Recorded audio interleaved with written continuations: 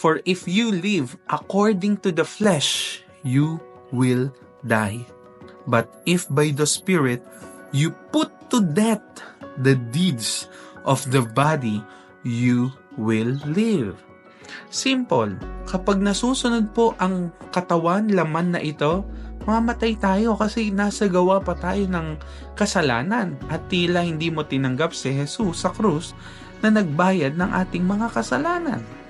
Kaya ang totoo pong kumilala kay Jesus, nako-convict na po every time na may nagagawa tayong mali, every time na may nasaktan kang ibang tao, hindi ka mapalagay eh. That's conviction.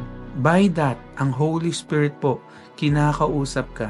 Oops, nagkamali ka. So repent, ask for forgiveness, then turn away from the deeds of the flesh and walk by the Spirit.